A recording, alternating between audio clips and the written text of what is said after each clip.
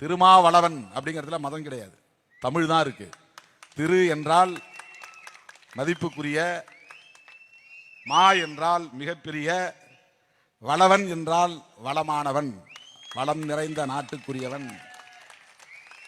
சோழ நாட்டில் வளவன் பேர் வைப்பாங்க, பாண்டிய நாட்டில் செழியன்னு பேர் வைப்பாங்க. ரெண்டும் ஒரே பொருள் தான். செழிப்பானவன் தான் வளமானவன் பேர், வளமானவன் தான் செழிப்பானவன். செழிப்பானவனுக்கு செழியன், வளமானவனுக்கு வளவன். இதுல கடவுள் பேர் எங்க இருக்கா? சில பேர் திருமால் வளவம், அதுதான் கடவுள் பேர். திருமால் தான் கடவுளாயிடுறாரு, அது மதம் சார்ந்த பெயர். திருமா வளவன் அப்படின்னா அது தமிழ் பெயர். அதுல பெயரிலும் கூட நாம் மதச்சார்பின்மையை கடைபிடிக்கிறோம். இது 2002 நாம வச்ச பேரு. அந்த காலத்திலிருந்து இந்த காலம் வரையிலும் நாம் ஏற்றுக்கொண்ட பாலிசி, பிரின்சிபல், எவ்வளவு கன்சிஸ்டண்டா இருக்கிறோம், உறுதியா இருக்கிறோம். எந்த ஊசலாட்டமும் கிடையாது, எந்த ஊசலாட்டமும் கிடையாது. அவன் மதம் அவனுக்கு, அவன் நம்பிக்கை அவனுக்கு.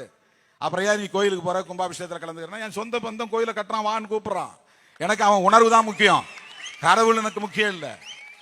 தண்ணி ஊத்துங்கிறான், ஊத்துறேன், அவன் நம்புறான்.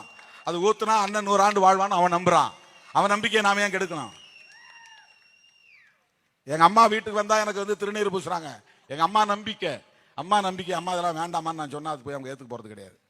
அவங்க எனக்கு திருநீர் விட்டா தம்பி ஹெல்த்தியா இருப்பான், நல்லா இருப்பான், ஆரோக்கியமா இருப்பான் அப்படின்னு அவங்க நினைக்கிறாங்க. கடவுள் துணை இருப்பாரு அப்படின்னு நினைக்கிறாங்க. அந்த நம்பிக்கை அப்படியே இருந்துட்டு போகட்டும், அவ்வளவுதான். அப்படித்தான் நாம் முஸ்லிம்களுடைய உணர்வுகளை மதிக்கிறோம், இந்துக்களின் உணர்வுகளை மதிக்கிறோம், கிறிஸ்தவருடைய உணர்வுகளை மதிக்கிறோம், ஒவ்வொருவருடைய உணர்வுகளையும் நம்பிக்கையை மதிக்கிறோம். அந்த மதிப்பதே மதச்சார்பின்மை தான். அது நாம் மதிக்கிறோம், அவ்வளவுதான். அரசாங்கம் மதம் சார்ந்து இருக்கக்கூடாது என்பதுதான் அரசமைப்பு சட்டத்தினுடைய அடிப்படை கோட்பாடு. அதுதான் புரட்சியாளர் அம்பேத்கர் முன்மொழிந்த உயரிய கோட்பாடு. அதுதான் இந்திய அரசியலின் மிக முக்கியமான முடிச்சு, நாட். அந்த எந்த முடிச்சு அவிழ்த்தா எல்லாம் கலகலன்னு கலைஞ்சி ஓடுமோ அந்த முடிச்சு தான் உயிர் மூச்சு முடிச்சு. அது எதுனா செக்குலரிசம் தான். மதசார்பின்மையை ஆதரிக்கிறவர்கள் ஒரு புறம், மதச்சார்பின்மையை எதிர்ப்பவர்கள் ஒரு புறம். மதச்சார்பின்மையை எதிர்ப்பவர்கள் பிஜேபி, RSS, அதிமுக உள்ளிட்ட கட்சிகள்.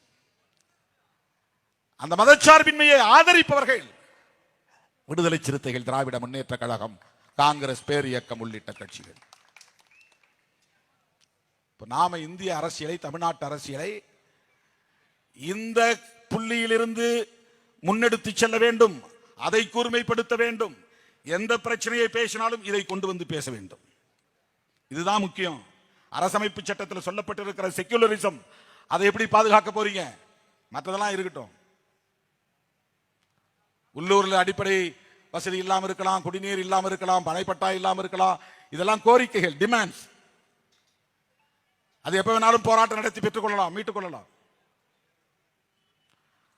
ஆனால் ஒரு தேசத்தின் உயிர் மூச்சையே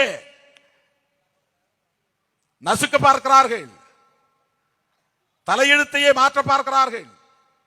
தலையெழுத்துனா இந்த கபாலத்தில் எழுதுற எழுத்து இல்ல, தலையாய எழுத்து. தலையாய எழுத்து எதுனா constitution of India, primary law, primary doctrine. அதுதான் தலையாய எழுத்து, தலையெழுத்து.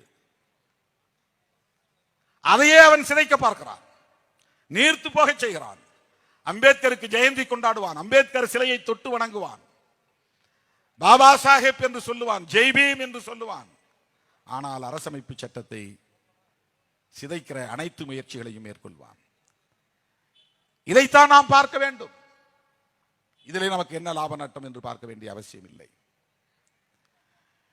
இந்த 12 தீர்மானங்களையும் தனித்தனியே உங்களுக்கு விளக்கி சொல்ல எனக்கு விருப்பம் என்றாலும் கூட நேரம் இடம் தரவில்லை என்பதை பதிவு செய்து, இயக்கத்தின் முன்னணி தோழர்கள் ஒவ்வொருவரும் இந்த 12 தீர்மானங்களையும் மீண்டும் மீண்டும் படித்து பார்க்க வேண்டும், உங்களுக்குள் விவாதிக்க வேண்டும். அதில் உள்ள சந்தேகங்கள் இருந்தால் முன்னணி தோழர்களை கேட்டு தெளிவு பெற வேண்டும். எந்த இடத்தில் எந்த வாதம் விவாதம் நடந்தாலும் அந்த இடத்தில் நீங்கள் ஓங்கி அறைந்து சொல்லக்கூடிய அளவுக்கு வலிமை பெற்றவர்களாக நீங்கள் வளர வேண்டும். பிஜேபி நாங்கள் எதிர்ப்பதற்கு காரணம் பிஜேபி என்கிற தனிப்பட்ட அரசியல் கட்சியின் மீது உள்ள காழ்ப்பு அல்ல, அந்த கட்சி முன்னெடுக்கிற அரசியல் கோட்பாடுதான் காரணம். அது அரசமைப்பு சட்டத்திற்கு எதிரானதாக இருக்கிறது, அதனால் எதிர்க்கிறோம். பிஜேபியில் உள்ள தலைவர்களோடு எங்களுக்கு நட்பு இருக்கிறது, அது தனி. அந்த உறவு தனி, அது தனிநபர் அணுகுமுறை, அது வேறு. ஆனால் அந்த கட்சியை நாங்கள் கொள்கை அடிப்படையில் எதிர்கொள்வது என்பது வேறு. இதுல நமக்கு ஒரு தெளிவு வேணும். அண்ணன் பிஜேபி